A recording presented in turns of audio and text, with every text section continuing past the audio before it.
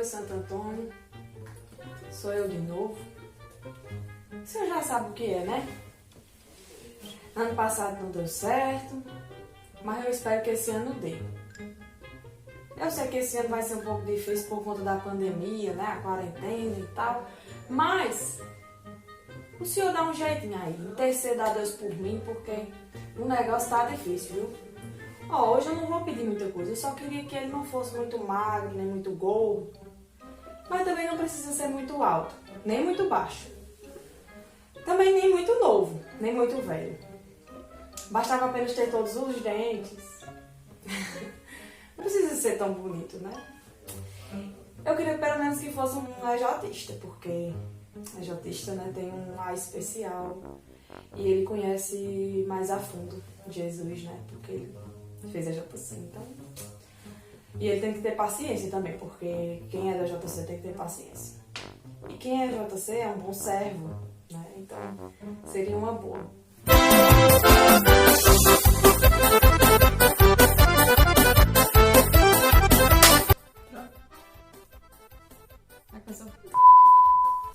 Oi, gente. Meu nome é Andresa, sou da JC da Paróquia de São Vicente Ferrer. Fiz a JC em 2012, sou do Círculo Verde. Vim falar para vocês hoje um pouco de Santo Antônio. Não tem como falar de Santo Antônio sem falar de casamento, né? Santo Antônio que é considerado o santo casamento. Eu não sei se vocês sabem, mas Santo Antônio, quando ele em vida, ele ajudava as moças a conseguirem dotes, né? Para seus casamentos. E também são conhecidos muitos milagres através de Santo Antônio, né? Muitas pessoas conseguiram casamentos, dotes, através da fé em Santo Antônio. Mas hoje a gente pode fazer uma releitura disso, né? Já que hoje não tem essa cultura de dotes, a gente pode fazer uma releitura da intercessão de Santo Antônio no sentido de pedir que Santo Antônio nos traga um bom casamento. Não adianta só casar, é casar bem, né? Que a gente possa também ter em nossa mente, né, que não existe a pessoa ideal, nunca vai existir essa pessoa ideal, mas que a gente tenha o perdão, né, sempre acreditando de que há quem faça simpatias, né, as famosas simpatias de Santo Antônio. Só que isso não é a atitude de um cristão, porque essas simpatias na verdade são superstições, né? A partir do momento que você deixa de acreditar nas suas orações e passa a colocar uma imagem de cabeça para baixo, ou, não sei, colocar dentro de um copo d'água. Existem outras simpatias aí que o pessoal costuma fazer, ou para conseguir um marido, ou aquela determinada pessoa, fazer aquela determinada pessoa gostar de você. Isso não é bem visto, né, aos olhos de Deus, porque você está fazendo uma ofensa à imagem, né, Tem uma história bem interessante sobre Santo Antônio, a Eucaristia, né, a Santa Eucaristia. Conta-se que ao final de uma missa, um comerciante chegou para ele, bem audacioso por sinal, dizendo que a Eucaristia não tinha valor algum, que a Eucaristia era como um mato. Aí Santo Antônio sentiu-se ofendido, como todo verdadeiro cristão, e disse: então faça o seguinte, deixe seu burro sem comer por 3 dias e depois me traga, que aí a gente vai ver se a Eucaristia realmente é como um mato. Aí pronto, assim fez o comerciante, deixou o burro sem se alimentar por 3 dias, o animal já estava, né, bem irritado e ele o trouxe para Santo Antônio. Aí disse que lá na praça e tal, aí disse a ele: olha, pois já que o burro está com fome e já que a Eucaristia é como um mato, então o burro vai se alimentar da Eucaristia, não é? Aí sei que ele colocou lá a Eucaristia, a hóstia, e o burro, ao invés de fazer o esperado, né, que era comer, já que a Eucaristia era como um mato, ele se ajoelhou, né? Ele respeitou a presença eucarística de Jesus. Eu queria até acrescentar uma opinião pessoal, para você ver, né? Até o burro se ajoelhou diante da presença eucarística de Jesus. E muitas vezes, muitos de nós jovens, eu falo mais dos jovens, né? A gente não se ajoelha diante de Jesus Eucarístico, não se ajoelha nos momentos de reverência, ou na missa, ou dentro mesmo de alguma adoração que a gente tem. Será que a gente deve ser considerado menos do que o burro, né? Porque se até o burro respeita, por que nós não respeitamos, né? Uma outra história bem interessante sobre Santo Antônio é que uma vez um mendigo chegou para ele pedindo pão. Ele sabia que ia faltar para os outros frades caso ele desse esse pão. Mas mesmo assim ele fez, né, a doação, ele deu o pão. E quando os frades chegaram, a decepção foi imensa, né? Que estava todo mundo com fome e não tinha. Porque eu não sei se vocês sabem, mas eles um dos pilares, né, da vocação deles é justamente esse voto de pobreza, que é viver com o necessário. Eles não tinham assim fartura, eles viviam apenas com o que era necessário para se alimentar. Aí os outros chegaram, né, com fome e tal, ficaram tudo decepcionados porque não tinha, porque Santo Antônio tinha dado pro mendigo. Aí ele, na confiança dele, na fé dele, ele disse, não, mas lá na despensa vai ter pão com fartura. Sei que quando os frades foram lá, realmente, de fato, tinha muitos pães, mas com fartura. E tem uma frase assim bem interessante, pode ser até que vocês conheçam, que diz assim: dai pão a quem tem fome e fome de justiça a quem tem pão. Que faz a gente refletir bastante, né? Às vezes a gente tem pão, mas não tem fome de justiça. E o que seria essa fome de justiça? É no sentido da gente saber partilhar. Já que a gente tem sobrando, ou muitas vezes só o necessário pra gente, que a gente possa doar, né? Que a gente possa oferecer aos menos favorecidos, às pessoas que não têm, né? Infelizmente a gente sabe que é uma realidade, e é uma realidade já antiga, né? Desde o tempo de Santo Antônio e desde o tempo de muito antes, né? Enfim, antes mesmo de Santo Antônio já existia essa desigualdade, e hoje não seria diferente. Infelizmente essa desigualdade só aumentou. Então que a gente possa ter esse sentimento, né, de compartilhar, de oferecer, esse coração generoso, esse coração bondoso.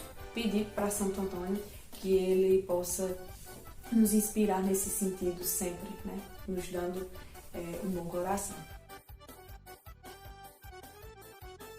Ainda em vida, conta-se que durante suas pregações nas praças e igrejas, Santo Antônio realizava muitos milagres, né? Muitas pessoas cegas, surdas, doentes eram curadas ali, naquele momento em que Santo Antônio estava pregando o Evangelho.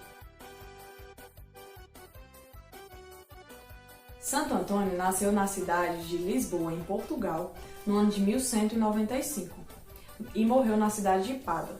Algumas pessoas o chamam de Santo Antônio de Lisboa, outros chamam de Santo Antônio de Pádua. Ele também é conhecido como Santo Antônio do Menino Jesus. Tanto que a imagem dele carrega o Menino Jesus, porque ele disse que quando ele, ainda vivo, enquanto ele estava rezando, a imagem de Jesus Menino apareceu para ele. Aí colocaram a imagem de Jesus Menino. Santo Antônio, ou melhor, Fernando Antônio de Bulhões, era de família nobre e rica, e seu pai era um oficial do exército daquela época. Ele, aos 19 anos, decidiu que iria ser padre, que iria para o mosteiro. E seu pai não gostou, né? Ele foi contra a vontade do pai. Ele se tornou sacerdote, mas ele se sentiu atraído e entusiasmado pela radicalidade do evangelho dos freis franciscanos. Então ele decidiu se mudar para o mosteiro de São Francisco de Assis e se tornar, no caso, Frei Antônio. Santo Antônio foi um grande teólogo franciscano. Foi o primeiro grande teólogo franciscano. Ele pregava muito bem, levava a palavra dele, e assim como suas atitudes diziam muito, né, sobre a ação de Deus, sobre a sua vida, né? E conta-se que ele era conhecido como Martelo dos Hereges.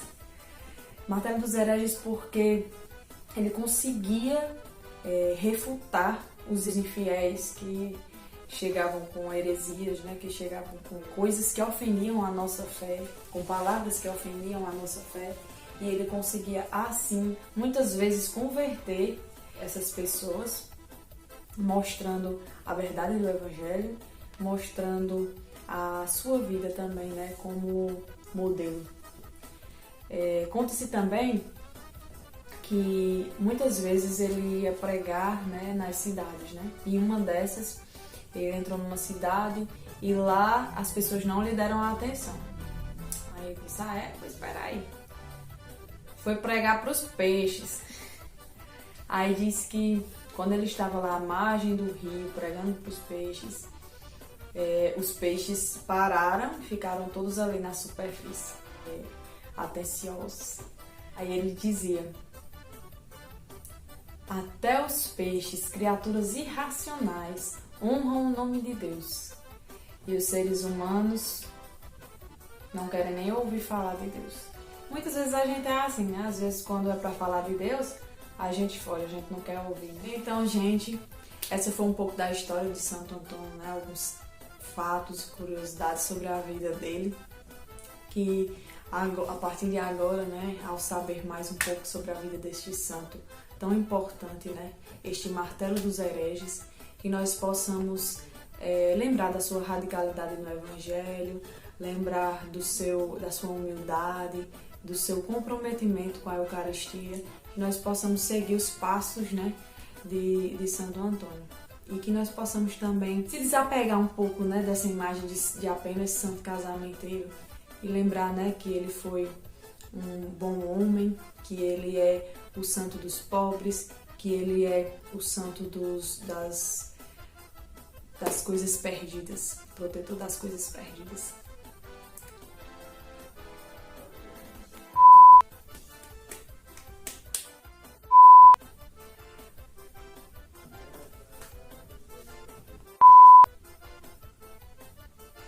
O que é isso? Vai, menina, para aí. Deixe seu jumento, ou era o burro, eu não sei se era o jumento ou era o burro.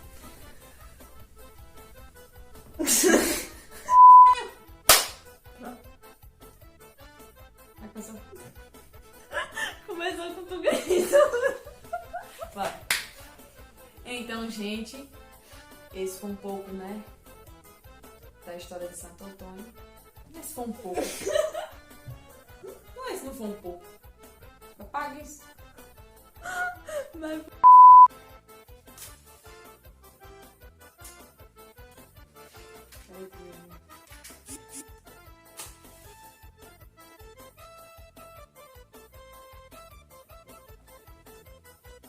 Você vai pros making offs, né?